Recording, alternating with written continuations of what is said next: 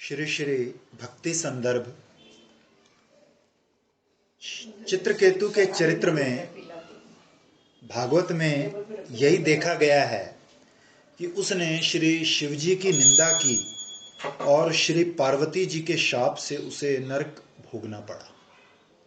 श्री कपिल देव ने तो साधारण प्राणियों की अवज्ञा करने वालों की भी निंदा की है, तो श्री शिवजी तो महान भागवत हैं, तो उनकी निंदा करने वाले कैसे दोष रहित हो सकते हैं। श्रीमद् भागवत में कहा है, हे माता, मैं अंतर्यामी रूप से सर्व प्राणियों में सदा अवस्थान करता हूँ। जो लोग मुझे सर्व प्राणियों में ना देखकर केवल मेरी मूर्ति पूजा ही करते हैं, उनकी वो पूजा स्वांग मात्र ही है। भागवत में लिखा हुआ है ना, प्राकृत भक्त। हाँ, वही भागवत वही ये भक्त के लक्षण जो एक आपने 11वें स्कंद में है ना, उसमें है उत्तम मध्यम और प्राकृत। ये तीसरे स्कंद का, ये तीसरे स्कंद। सर्व प्राणियों के कहने का यहाँ अभिप्राय ये है कि श्वास निश्वास आदि प्राण वृत्तिहीन जो सुप्त चेतन वृक्ष आदि अथवा भगवान के विमुख हैं, उनसे लेकर श्री भगवान को आत्मसमर्पण कर देने वाले अनावृत चेतन जीवों पर्यंत समस्त भूतों में श्री भगवान अंतर्यामी रूप से अवस्थान करते हैं। ये समझ आ जाए और इस पर विश्वास हो जाए और इस पर एक्शन हो जाए तो काम बन जाए। ये देखिए, इस दो लाइनों में ना पूरा पूरा सार। यहाँ एक राम सुखदास जी की पढ़ी है किताब, उसमें सिर्फ यही लिखा हुआ है कि भगवान देश काल से परे हैं, भगवान कहीं कल मिलेंगे ऐसी बात नहीं, और भगवान अभी हैं और भगवान कहीं प्रकट होके आएंगे ऐसा भी नहीं है। तो वो अगर इतना ही आप मान लो तो 2 मिनट में भगवान आपको प्रकट हो जाएंगे। और अगर आरोप भी कर ले, ये मैं कह रही हूँ कि अगर इतना आप सारा दिन आरोप भी करते रहो कि सब में वो है, सब में वो है, तो देखो आपका जीवन बदल जाएगा। वो कहते बीच में किसी को लाओ मत, जो कुछ देखो उसमें वही बोल रहा है, वही बोल रहा है, वही खा रहा है, वही सो रहा है। बस इतना विश्वास कर लो तो तुम्हें भगवान अभी तुरंत मिल जाएगा। एक बार दोबारा इस लाइन को पढ़ता हूँ।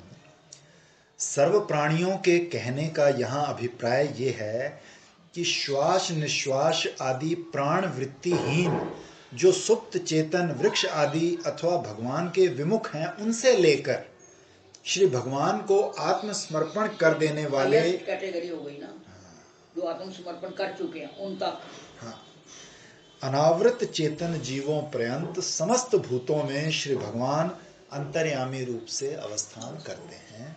अतः किसी की भी अवज्ञा करने से श्री भगवान की ही अवज्ञा होती है। आप भी तो यही कहते हो। ये स्थिति परिपक्व हो जाए तब ना, ये सब जितना साधन है, रोज रोज पढ़ना, सेवा करनी, कोशिश करनी कि सब में भगवान है।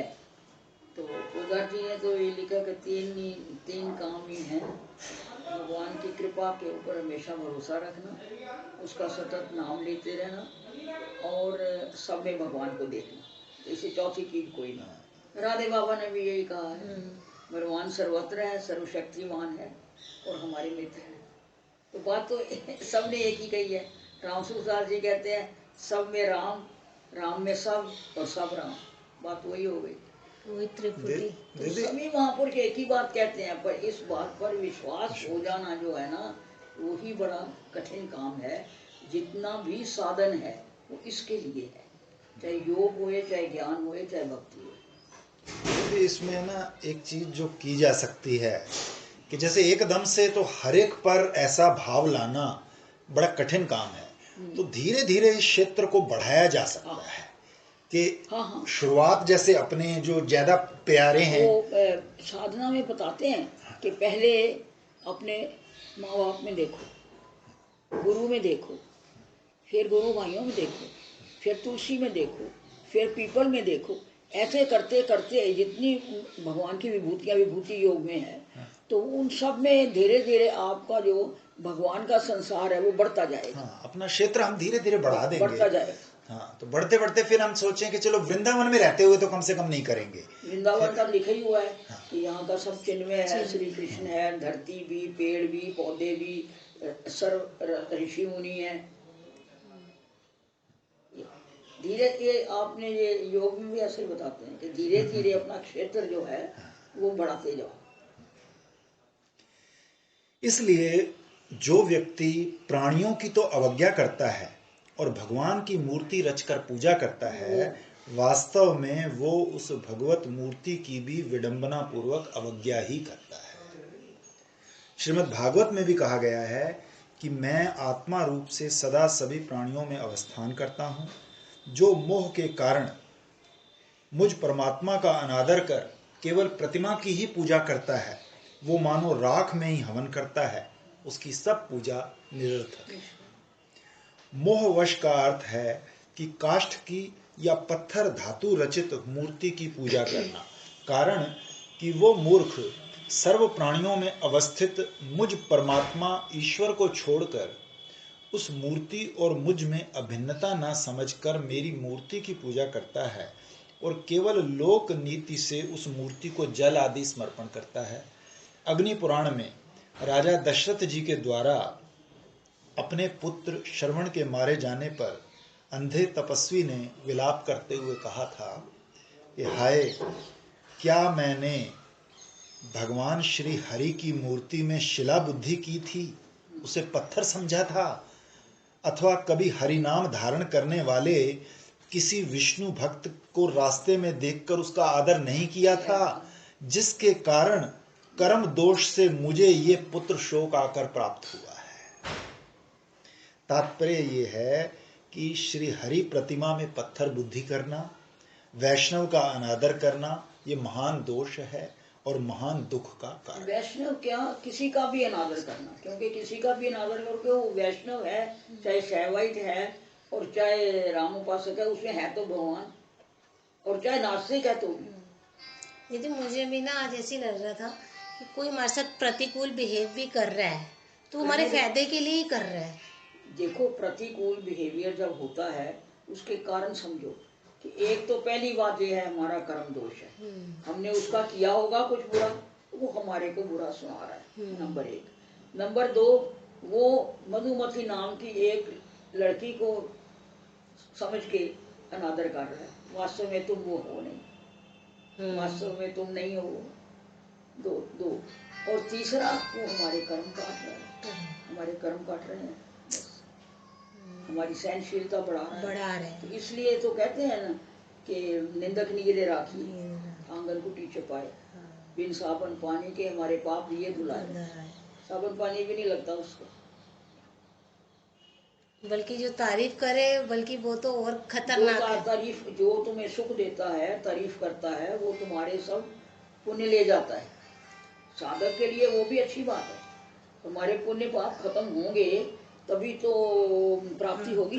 दुष्कर्म जात और सुकृत जात है कि ना भक्ति रसामृत सिंधु में, कि जब दुष्कर्म और सुकर्म के फल खत्म होंगे तब समभाव आएगा, तब मुक्ति होगी।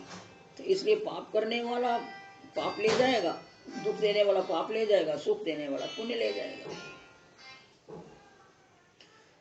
यद्यपि किसी भी प्रकार किए गए भजन का फल कुछ न कुछ अवश्य मिलता ही है, किंतु शीघ्र नहीं प्राप्त होता, ऐसा कहा गया है।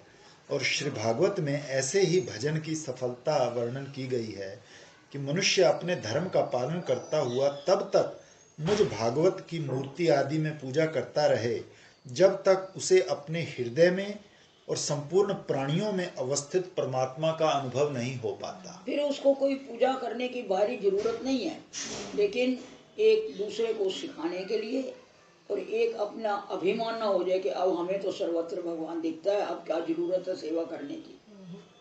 तो उसमें भी है, और उसमें प्रकट हो जाना खाली इतना ही नहीं, उस सब में जब प्रकट हो जाए तो भी आचार्यों का कहना है कि जो भी कुछ नेम है वो जहाँ तक हो सके पालते रहना चाहिए। इसलिए भगवत पूजा आदि में केवल मात्र अवज्ञा करने वाले व्यक्ति को ही शीघ्र फल की प्राप्ति नहीं होती है। जैसा कि माता देवहूति के प्रति भगवान कपिल देव ने कहा है जो भेददर्शी और अभिमानी मनुष्य दूसरे जीवों के साथ शत्रुता रखता है और इस प्रकार उनके शरीर में अवस्थित मुझ परमात्मा से द्वेष करता है, उसके मन को कभी भी शांति नहीं मिल पाती। दीदी अब ये मुझे तो लगता है कि जब प्रेम होता है तो वो नेम रहता ही नहीं है ना, ऐसा लगता है कि वो साक्षात है ही। प्रेम में नेम नहीं है तो है ही, पर वो प्रेम होना चाहिए ना इतना। कल मैं श्री जी को शेयर करा रही, मुझे इतनी सुंदर लग रही कि ऐसे लग रहा था बार बार देख ही जाऊं। तो वो चीज इतना अपने काफी नहीं है ना, उसको सब में देखने की कोशिश कर। भेददर्शी शब्द का तात्पर्य है जो मनुष्य समस्त प्राणियों में मुझ एक परमात्मा को नहीं देखता, अर्थात सब जगह जो विलक्षणता भिन्नता तो देखता है, परंतु श्री ब्रजेंद्र नंदन श्री कृष्ण को सर्वत्र नहीं देखता, वो अभिमानी है और इसी दोषवश वो दूसरों से शत्रुता और द्वेष रखता है। महाभारत में कहा गया है, कृपालु पिता जैसे अपने पुत्र को कभी पीड़ित नहीं करता, उसी प्रकार जो व्यक्ति अन्य किसी भी प्राणी को पीड़ा नहीं देता, उस विशुद्ध चित्त व्यक्ति पर भगवान श्री ऋषिकेश अति शीघ्र प्रसन्न होते। इसी प्रकार मैं आज एक ऐसे ही सोच रही थी, मैंने कहा यदि सारे एक दूसरे में भगवान को देखने लग जाए तो वकील तो भूखे मर जाएंगे। उनके पास कोई काम ही नहीं रहेगा। दीदी काम सभी के बंद हो जाएंगे, सभी के बंद हो जाएंगे, ये चौकीदारी की भी जरूरत नहीं पड़नी, चौकीदार की भी जरूरत नहीं है, पुलिस की भी नहीं पड़नी, नहीं रहे, पुलिस की भी नहीं पड़नी, पुलिस की अदालतें बंद हो जाएंगी। पर ये हो नहीं सकता, ये काम धंधे तो इसलिए जो ये झगड़े ये वो सब होता है उसको भी एक साक्षी रूप से देखना, ये भगवान का खेल है, लीलाएं तो उसका खेल कैसे चलेगा यदि सारे एक जैसे हो जाएंगे तो। हाँ, सारे धर्मात्मा ही हो गए तो दुनिया खत्म हो जाएगी धीरे धीरे, सारे तो रात्रि जागरण पे लग जाएंगे। एटलीस्ट जो भजन कर रहा है वो ही बदल जाए, वो तो बाकी तो बड़ी दूर की बात है ना, सब हम मेरे जैसे बदल जाए। हाँ इतना ही बहुत है, इतना ही बहुत है। लेकिन देखा गया है, हमने अनेक घर देखे हैं जिनमें इतनी शांति हो जाती है इस मार्ग पर चलने पर। हमारे आश्रम में एक मामा मामी आते थे, तो वो मामा इतना नास्तिक था कि यदि टेबल पर वो किसी संत की फोटो देख ले तो फटा मारता था और खाता पीता। और उसकी वाइफ, उसका नाम था जनक, तो वो बड़ी भक्त थी, तो वो छुपा के कोई इनविटेशन आता ना, छुपा के रखती, उसको किसी नजर ना पड़ जाए। तो एक बार हमारे बाबा जी की फोटो समेत इनविटेशन कार्ड उसके टेबल पर आ गया। तो उन्होंने देखा तो उसको कहते हैं मैं भी तेरे साथ चलूंगा आज। उसने डरने लगी कि ये जाके वहाँ क्या उत्पात करेगा, क्या करेगा, तो उसने अवॉइड करने की कोशिश करी, लेकिन वो माना नहीं। वो गया, दर्शन किए, सत्संग सुना, तो उसको अपनी पत्नी को कहते हैं क्या मैं इनको अपने घर बुलाऊं तो ये आएंगे? वो डरने लगी कि फ्रिज खोलेंगे तो वहाँ माल अंडे मीट और शराब पड़ी होगी, मैं कैसे इनको घर बुलाऊं? तो बोले हाँ वो तो आएंगे, तुम पूछ लो मैं क्या कह सकती हूँ। उन्होंने पूछा, बाबा हमारे घर आओगे, कल हमारा बड़ा लॉन है, कल का सत्संग वहाँ होगा। बाबा थे वो तो जानते थे कि इसका टाइम आ गया। उन्होंने अनाउंस कर दिया कि कल का सत्संग मामा के होगा। रात को वो उठा, कल बाबा ने आना है, सारा फ्रिज बोतलें पकड़ के तोड़ दी, सब मीट अंडा बाहर फेंक दिया, कितनी बढ़िया बात, और फ्रिज साफ कर दिया। वो कहने लगी, वो सोचे कि आज ये करेगा कल फिर लाएगा, तो वो कहती है तोड़ने की क्या जरूरत है, औरतें तो औरतें होती हैं, इसमें भी क्यों कहती है कल फिर खर्चा करोगे, तोड़ने की क्या जरूरत है। जनक ऐसे मजे से सुनाया करती थी हम लोगों को ये। तो दूसरे दिन सब सत्संग हुआ, वो इतना बदल गया कि विदिन ए ईयर उसने कहा जनक मैं संन्यास ले लिया। इसलिए कौन किस वक्त बदल जाए, संन्यास तो बाबा ने नहीं दिया, पर वो वैसे ही रहा, फिर वो ट्रस्टी रहा दिल्ली की ब्रांच का। नहीं, कोई भी गृहस्थी को बाबा ने संन्यास नहीं दिया मेरे ख्याल से। नहीं, गृहस्थी को किसी को संन्यास नहीं दिया। हाँ। इतना बदल जाना को भी कहा दिया, इतना उनके पास जाते थे, उनके भाई को भी नहीं दिया। इतना बदल जाना कोई आसान भाई वो तो ठीक है, तो हम तो 2 दिन में ऐसे हो गए कि अब वापस ही नहीं जाना। इतनी बड़ी नौकरी, इतना वैभव, गाड़ियाँ कोठियाँ, सब 1 मिनट में छूट गए। बरसों लग जाते हैं लोगों को, कहो कि प्याज छोड़ो, हमें 1 मिनट में सब छोड़ दिया। प्याज तो चलो छोड़ो, जो व्यक्ति कहता मैंने इतना पढ़ा, डॉक्टर बना, और वो सब छोड़ना, वो तो प्रोफेशन जिसके लिए लोग पूरा लाइफ भैया जी कहा करते बस थे, कैरियर, मैं सोच नहीं सकता तुम कैसे छोड़ दिया। ये तो किसी को भी बताओ, कोई भी आसानी से यकीन नहीं कर सकता। जिस नौकरी के लिए 24 साल मेहनत की हो और पूरा कैरियर, और वो भी इतने हाईएस्ट लेवल पता पर। नहीं, हमको तो कोई समझ ही नहीं लगा ही नहीं कि छोड़ा कुछ। वो दीदी वो बाहर जो है ना, वो शायद ज़्यादा ठीक से इसको देख रखता है, और करने वाले को तो उसके लिए तो एक नेचुरल है, बाकी उनकी ठीक। कृपा है। हाँ बिल्कुल बिल्कुल, कृपा कृपा भी है, खुद कृपा भी है, उनकी कृपा के और वो शक्ति वही देते हैं, हाँ, वही उनकी शक्ति, कृपा के बिना ऐसा हो नहीं सकता। वही शक्ति देते हैं। बहुत बहुत बड़ी बात है।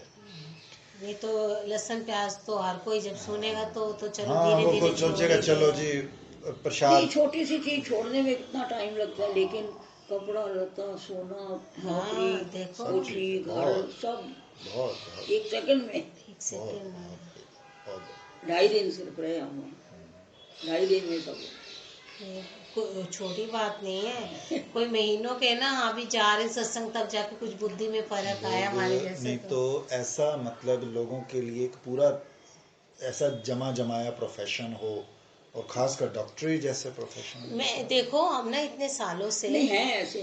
उस दिन ये आया था ना इनके, जिसने इसके बच्चे की मदद करी थी ना, बच्चे जमाने के लिए टेस्ट ट्यूब गई, तो उसने कितनी बड़ी 3 मंजिला नर्सिंग होम दिल्ली में बनाया, और गुरु के कहने से छोड़ दिया। ऐसे हम ना दिल्ली में एक डॉक्टर के पास जाते थे। कुछ कहने की बात हैं दीदी, वो हस्बैंड वाइफ थे डॉक्टर, अभी भी हैं वो।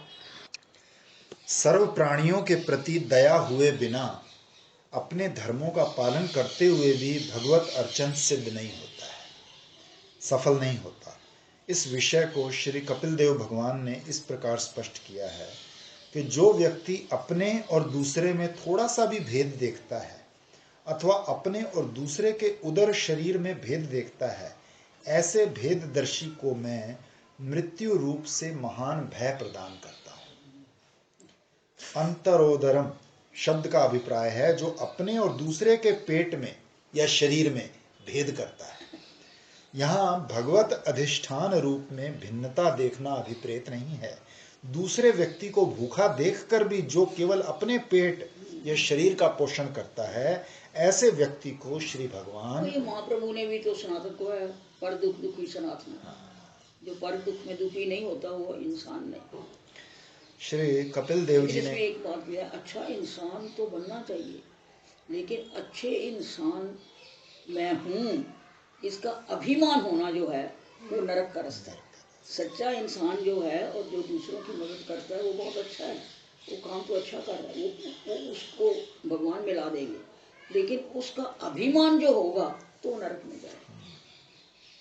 अभिमान कैसे जाता है, कहीं ना कहीं तो रहता है कि ये जब तुम ये समझोगे कि हम भगवान की सेवा कर रहे हैं, तो फिर अपना अभिमान क्या। सही बात। एक जिसको ये पता भी लग जाए, एक बड़ा अच्छा सेंटेंस है, so and so is proud of his humility. कितना अच्छा सेंटेंस है, इंग्लिश का सेंटेंस। बड़ा बिल्कुल कॉन्ट्राडिक्टरी। तो मैं पूनम को कई बार कहती हूँ, मैं क्या Poonam you can not become doctor Malhotra. कहती क्यों? मैं कही he was not even aware that how good a man he is. क्या उसकी मौत के बाद लोगों को पता लगा होगा कि वो कितना बड़ा आदमी था। मैं कह you have all the qualities of your father but you are aware that you are a good human. खुद को एहसास भी नहीं होना छोड़ चाहिए, दो। एहसास भी नहीं होना चाहिए। बिल्कुल ठीक है। श्री कपिल देव जी ने कहा है, अपने को ना ही पता लगे कि हमारे थ्रू किसका फायदा हो रहा है नहीं हो रहा, कौन आता है कौन जाता है कौन लाता है, तो वही वही अच्छी स्थिति है। जिसको ये पता है मैं शास्त्रज्ञ हूँ, मैं ज्ञान करता हूँ, मैं ये करता हूँ, तो उसका तो मैं और दिन ब दिन पुष्ट होता जा रहा है। वो जरूरी नहीं कि उसको स्वर्ग ही मिलेगा, उस अभिमान के कारण उसको नरक भी मिल सकता है। मित्र भाव से भेद दृष्टि रहित होकर सब प्राणियों में समान दृष्टि रखते हुए सर्व प्राणियों में अवस्थित मेरी दान और मान द्वारा पूजा करनी देखो चाहिए। उसने लिखा कि ना कि ज्ञान घन सब में समभाव में स्थित प्रभु को मैं नमस्कार करता हूँ। रोज की जिंदगी में अक्षर पढ़ता हूँ। भेद रहित सम ज्ञान में स्थित और ज्ञान घन, यही ज्ञान है और क्या है। हाँ जी। यथा योग्य और यथा शक्ति दान करना चाहिए, और यदि दान करने की सामर्थ्य नहीं है तो मान सम्मान द्वारा पूजा करनी चाहिए। अभिन्नेन चक्षुषा का अर्थ पहले उल्लेख किया जा चुका है, अर्थात समान दृष्टि रखकर मित्र भाव से सबका आदर करना चाहिए। श्री भागवत में श्री वैकुंठनाथ ने जैसे सनक आदि के प्रति कहा है कि ब्राह्मण, दूध देने वाली गायें और अनाथ प्राणी ये मेरे ही शरीर हैं। पापों के कारण विचार बुद्धि नष्ट हो जाने के कारण जो लोग इन्हें मुझसे भिन्न समझते हैं, उन्हें मेरे द्वारा नियुक्त यमराज के गृध्र जैसे दूत, जो सर्प की तरह क्रोधी हैं, क्रोध से अपनी चोंचों से नोचते हैं। अथवा भिन्न चक्षु के द्वारा साधारणतः अन्य वस्तुओं में जो प्राकृत भेदमयी दृष्टि है, ऐसी दृष्टि से अत्यंत पृथक अलग दृष्टि से अर्थात सर्वोत्कृष्ट अद्वय ज्ञान दृष्टि के द्वारा सम्मान करना चाहिए। इसी अध्याय में भगवत पूजा करने वालों के प्रति साधारण भाव से सब जीव पूजने के योग्य हैं, ऐसा निरूपण करने के बाद जीव में एक दूसरे से विशेषता का उल्लेख करते हैं। कपिल देव जी ने कहा है, हे माता जी, पत्थर आदि अचेतन पदार्थों की अपेक्षा वृक्ष आदि जीव श्रेष्ठ हैं। उनसे श्वास लेने वाले प्राणी श्रेष्ठ हैं, उनमें भी मन वाले प्राणी श्रेष्ठ हैं, और उनमें भी इंद्रियों की वृत्तियों युक्त प्राणी उत्तम है। इंद्रियों युक्त प्राणियों में भी केवल स्पर्श का अनुभव करने वालों की अपेक्षा रस का ग्रहण करने वाले, जैसे मछली आदि, वो श्रेष्ठ हैं, तथा रस वेत्ताओं से भी गंध का अनुभव करने वाले भ्रमर आदि उत्तम हैं, और उनसे उत्तम है शब्द का ग्रहण करने वाले सर्प आदि, और शब्द का ग्रहण करने वालों की अपेक्षा रूप का अनुभव करने वाली काक आदि प्राणी उत्तम हैं, और उनसे भी ऊपर नीचे दोनों और दांत वाले जीव श्रेष्ठ हैं, और उनमें भी बिना पैर वालों से अनेक पैर वाले जीव उत्तम हैं, और अनेक पैर वालों से 4 पैर वाले, और उनसे भी 2 पैर वाले मनुष्य प्राणी सर्वश्रेष्ठ है। मनुष्य में भी 4 वर्णों के लोग श्रेष्ठ हैं। उन 4 वर्णों में भी ब्राह्मण श्रेष्ठ हैं।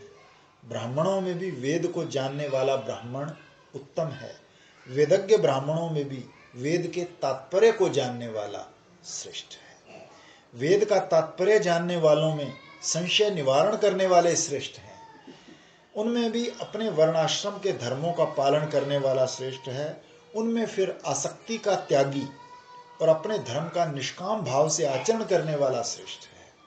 उनमें से भी जो लोग अपने सब कर्म, उन कर्मों का फल तथा अपने शरीर को भी जो मुझे अर्पण कर देते हैं और भेदभाव छोड़कर मेरी उपासना करते हैं, वो सर्वश्रेष्ठ है। भेद रहित सम ज्ञान में स्थित और ज्ञान गण, तीनों शब्द गजेंद्र मोक्ष के हैं। इस प्रकार मुझे आत्मसमर्पण करने वाले अकर्ता और समदर्शी व्यक्ति से बढ़कर मुझे और कोई नहीं दिखता। पूर्व प्राणी से दूसरे प्राणी में एक एक गुण अधिक होने से क्रमशः यहाँ श्रेष्ठता दिखाई गई है। श्लोक संख्या 260 में धर्म दोग्धा शब्द का अर्थ है निष्काम कर्म करने वाला, अर्थात जो कर्मों या धर्म अनुष्ठानों का फल नहीं चाहता है। निरंतर शब्द का अभिप्राय है ज्ञान कर्म आदि के व्यवधान रहित भक्ति करने वाला। अकर्ता शब्द का अर्थ है श्री भगवान को देह आदि समर्पण करने के कारण जो अपने शरीर के पालन पोषण आदि कर्मों की भी अपेक्षा नहीं रखता। श्री भगवान की जो भक्ति उसके द्वारा होती है, उस भक्ति के कारण अपने को श्री भगवान के अधीन जानकर भक्ति कर्तृत्व के अभिमान से जो भी रहित होता है, समदर्शन शब्द से सब प्राणियों में भगवान का समान रूप से अधिष्ठान है, इसलिए अपने बराबर दूसरे का भी जो हित करने वाला है, अजीव जड़ की अपेक्षा जीव चैतन्य श्रेष्ठ है। श्रीमद् भागवत में भी कहा गया है कि भगवान श्री विष्णु ही अंतर्यामी ईश्वर रूप से जीवों के हृदय में विराजमान हैं। ये जानकर समस्त प्राणियों को मन मन में अति आदर पूर्वक प्रणाम करना चाहिए। जीव कल्या शब्द का अभिप्राय है कि उन समस्त जीवों के हृदय में अंतर्यामी रूप से मुझे देखते हुए। श्रीमद् भागवत गीता के वचन भी स्मरण रखने चाहिए कि मैं यद्यपि समस्त प्राणियों में समभाव से विराजमान हूँ, ना मेरा कोई अप्रिय है और ना कोई प्रिय, परंतु जो व्यक्ति मुझे भक्ति प्रेम से भजते हैं, मेरे में अवस्थान करते हैं और मैं भी उनमें प्रत्यक्ष रूप से अवस्थान करता हूँ। इस प्रकार प्रथम उपासकों अर्थात लौकिक श्रद्धावान उपासकों के संबंध में सब प्राणियों के प्रति आदर का विधान किया गया है। किंतु श्रद्धावान जो साधक है, उनमें सर्वत्र भगवान श्री विष्णु की वैभव स्फूर्ति विद्यमान रहती है, जिससे उनके द्वारा समस्त प्राणियों का आदर अपने आप ही हुआ करता है। जैसा कि स्कंद पुराण में कहा गया है कि हे व्याघ, तुम में अहिंसा आदि सद्गुणों का उदय हो आना कोई आश्चर्य की बात नहीं, क्योंकि जिनका हरि भजन में प्रवेश होता है वो कभी भी दूसरों को पीड़ा नहीं देते। इस वाक्य अनुसार श्री कृष्ण के जो शुद्ध सख्य आदि भावों के आश्रित साधक जन हैं, उनमें भी सख्य भाव के नित्य सिद्ध श्री गोकुलवासी जनों के स्वभाव और उन जैसे गुणों का अनुसरण करने में ही सर्वभूत आदर संपन्न होता है। किंतु अहिंसा और वैराग्य जात रति भक्तों का स्वकीय निज स्वभाव है।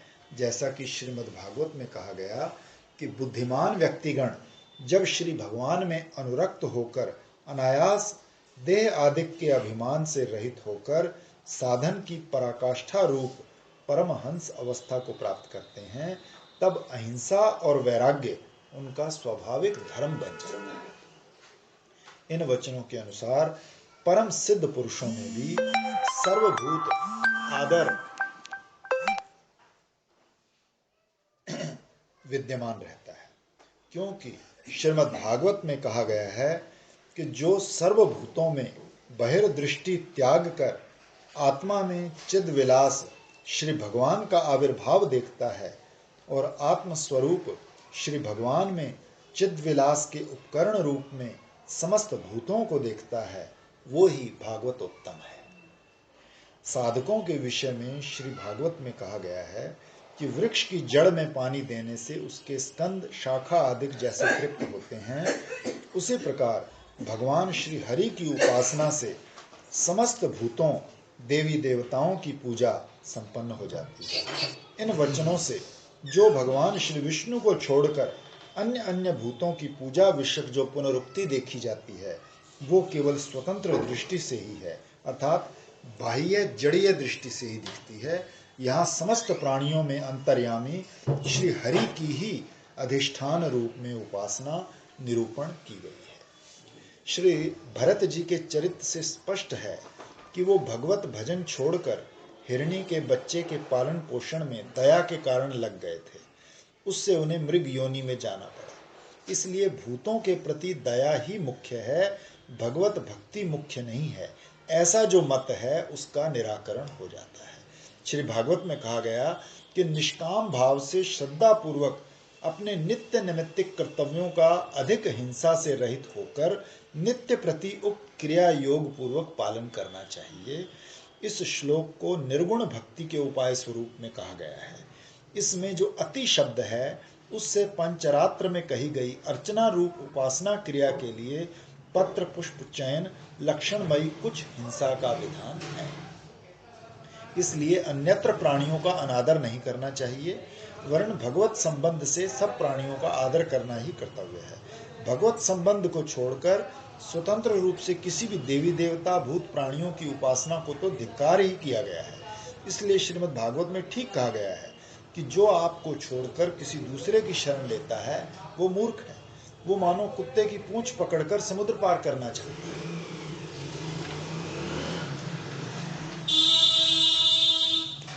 श्रीमद् भागवत में श्री भगवान के प्रति अक्रूर जी ने कहा है, हे प्रभु, आप प्रेमी भक्तों के परम प्रीतम हो, सत्य वक्ता और बिना कारण सबका हित करने वाले हो, और कृतज्ञ हैं, अर्थात थोड़ी सी भी की गई सेवा भक्ति को बड़ा मान लेते हैं। भला ऐसा कौन बुद्धिमान पुरुष है जो आपको छोड़कर किसी दूसरे की शरण जाएगा। आप अपने भक्त की समस्त कामनाएं पूर्ण करने वाले हैं, यहाँ तक कि जिसकी कभी क्षति और वृद्धि नहीं होती, उस नित्य सनातन अपने आत्मा को भी उसे प्रदान कर देते हैं। श्री भगवान सुहृद अर्थात हितकारी स्वभाव विशिष्ट हैं, उसमें फिर वो कृतज्ञ हैं, अर्थात भक्तों की सेवा आभास को भी बहुत करके मानने वाले हैं। वो अपने भजन कार्य के संबंध से अथवा उन भक्तों के समस्त अभीष्ट वस्तुओं को सर्वतोभाव से प्रदान करने वाले हैं। उसमें भी फिर सुहृद व्यक्ति को उसकी प्रीति के लिए अपने को भी प्रदान कर देते हैं। सर्वतोभाव से अभीष्ट वस्तुओं भोग आदि के देने से और आत्मदान कर देने पर भी श्री भगवान के सम्यक आदेश में कुछ भी अभाव घटा बढ़ी नहीं होती, इसलिए यहाँ उपचय शब्द दिया गया। सारांश ये है कि श्री भगवत उपासकों को किसी भी वस्तु की कमी नहीं रहती जो उन्हें अन्य अन्य देवी देवताओं की अपेक्षा रह जाए। श्रीमद् भागवत में श्री ब्रह्मा जी ने देवताओं के प्रति श्री भगवान के केवल अभक्तों का अनादर करते हुए भगवत भक्ति की अवश्य कर्तव्यता का निरूपण किया है। जिस मनुष्य जन्म में भगवत धर्मों के साथ भगवत तत्व का ज्ञान प्राप्त होता है और जिस मनुष्य जन्म के लिए हम ब्रह्मा आदि देवतागण भी प्रार्थना करते रहते हैं, ऐसे मनुष्य जन्म को प्राप्त करके भी जो व्यक्ति भगवान श्री हरि की आराधना नहीं करते हैं, वो श्री भगवान की विशाल माया द्वारा ही विमोहित हो रहे हैं, वो अत्यंत अभागे हैं। जिस मनुष्य जन्म में भगवान की भक्ति पर्यंत लाभ हो सकती है और श्री भगवत के तत्व ज्ञान की प्राप्ति की जा सकती है, उस मनुष्य जन्म को प्राप्त करके भी जो लोग समस्त धर्मों और समस्त ज्ञान के मूल स्वरूप श्री भगवान की आराधना नहीं करते हैं, वो भगवान की माया द्वारा पूरी तरह मोहित हो रहे हैं। जैसे कि श्री भागवत में कहा गया है, हे सूत जी, जो मनुष्य भगवान श्री कृष्ण की कथा कभी नहीं सुनता, उसके कान बिल के समान है। जो जीव श्री भगवान की लीलाओं का गायन नहीं करती, वो मेंढक की जीभ के समान टर टर करने वाली है, उसका ना होना ही अच्छा है। ब्रह्म वैवर्त पुराण में भी यही कहा गया कि देवतागण भी जिसकी वांछा करते रहते हैं, ऐसे दुर्लभतम मनुष्य जन्म को पाकर भी जो श्री गोविंद का आश्रय ग्रहण नहीं करते, वो दीर्घ समय के लिए आत्मा को वंचित ही करते हैं, अर्थात अनेक जन्मों तक अन्य अन्य योनियों में भटकते रहते हैं। 84 लाख योनियों में परिभ्रमण करने के बाद अंत में मनुष्य जन्म प्राप्त होता है। वो दुर्लभ मानुष जन्म भी निष्फल चला जाता है उन लोगों का जो आत्म अभिमानी हैं, शरीर में ही मैं मेरी करने वाले और नीचतावश श्री गोविंद के युगल चरण कमलों का आश्रय ग्रहण नहीं करते। श्रीमद् भागवत में भद्र श्रवा ने भगवान श्री नृसिंह जी की स्तुति करते हुए कहा है कि श्री हरि में जिसकी निष्काम और अहेतुकी भक्ति है, धर्म ज्ञान वैराग्य आदि समस्त गुणों के साथ सब देवता उसमें सम्यक रूप से नित्य अवस्थान करते हैं। जिसकी भगवान श्री हरि में भक्ति नहीं है, वो मनोरथों अर्थात असत पदार्थों के पीछे पीछे ही दौड़ता रहता है, श्री भगवान से बहिर्मुख रहता है, उसमें सद्गुण कैसे आ सकते हैं। अकिंचना का अर्थ है निष्कामा भक्ति। गुण से ज्ञान वैराग्य आदि सद्गुण अभिप्रेत हैं। सह शब्द से शिव ब्रह्मा आदि समस्त देवता समझने चाहिए। इसीलिए भक्ति को छोड़कर दूसरे दूसरे मार्गों का आश्रय लेने वाले सिद्ध मुनियों का भी श्री भागवत में अनादर किया गया है। हे भगवान, आपके भजन से विमुख सामान्य लोग तो दिन में व्यापारों में फंसे हुए संसारी होते हैं, अर्थात संसार चक्र में फंसे रहते हैं, किंतु जो भक्ति को छोड़कर अन्य अन्य मार्गों की सिद्धि प्राप्त कर लेते हैं, वो मुनिगण भी यदि आपकी कथा श्रवण से विमुख होते हैं तो वो भी उन्हीं सामान्य लोगों की तरह संसार के आवागमन चक्कर में फंसे रहते हैं। अथवा मुनिगण भी यदि आपके प्रसंग श्रवण कीर्तन आदि से बहिर्मुख होते हैं तो वो भी संसार में आवागमन करते रहते हैं।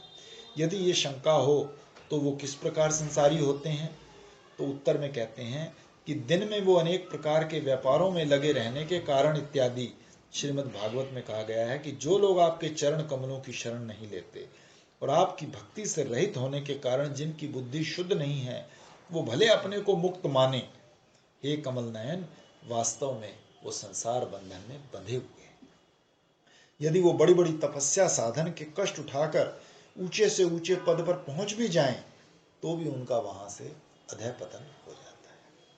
स्वयं भगवान ने ही धर्म को प्रकाशित किया है, उसे ना तो ऋषि जानते हैं, न देवता या सिद्धगण, फिर असुर मनुष्य विद्याधर चारण आदि उसे कैसे जान सकते हैं। भागवत धर्म को स्वयंभू ब्रह्मा जी, देवऋषि नारद, शंकर, सनत कुमार, कपिल देव, मनु, प्रहलाद, जनक, भीष्म पितामह, बलि, सुखदेव जी तथा मैं यानी धर्मराज ही जानता हूँ। 12 महाजन। भागवत धर्म का रहस्य हम 12 ही व्यक्ति जानते हैं। भागवत धर्म जानना बहुत कठिन है, क्योंकि वो परम गुह्य और विशुद्ध है। उस धर्म को जो जान लेता है वो जीव अमर पद को प्राप्त कर लेता है। श्री भगवान के नाम ग्रहण आदि के द्वारा भगवान का जो भक्ति योग प्राप्त करता है, वही मानवों का परम धर्म कहा गया है।